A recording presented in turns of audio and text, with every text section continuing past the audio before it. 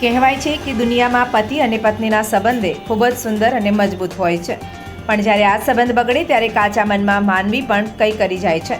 આવી જ એક ઘટના બની રાજકોટ જિલ્લાના જેતપુરમાં, જ્યાં કે પતિએ નાની એવી વાતમાં પોતાની પત્નીની હત્યા કરી અને પુત્રી ઉપર જીવલેણ હુમલો કર્યો છે.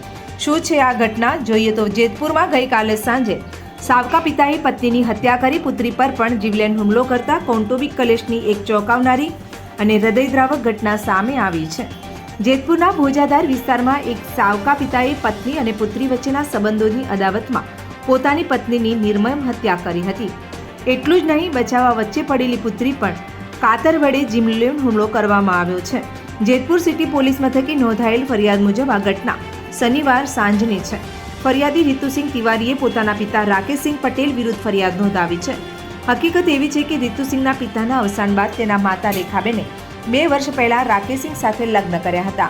જોકે રાકેશસિંહને તેની પત્ની રેખાબેન પોતાની પુત્રી રીતુસિંહના ઘરે જાય અથવા તેની સાથે સંબંધ રાખે તે બિલકુલ પસંદ નહોતું, જેથી રાકેશસિંહે કાતર વડે હુમલો કરતા પત્નીનું મોત નીપજ્યું, જ્યારે પુત્રીને ગંભીર ઈજા પહોંચી.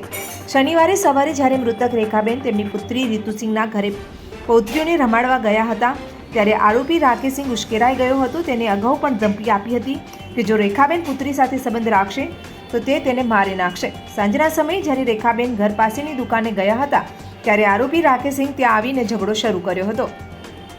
ઉગ્ર બોલાચાલી બાદ જ્યારે રેખાબેન પોતાની પુત્રીના ઘરે ગયા ત્યારે પતિ પણ પાછળ આવ્યો અને આરોપીએ પોતાના ખિસ્સામાંથી તીક્ષ્ણ કાતર કાઢી રેખાબેનના પેટ, સાથળ અને પીઠના ભાગે ઘાતકી હુમલો કર્યો હતો.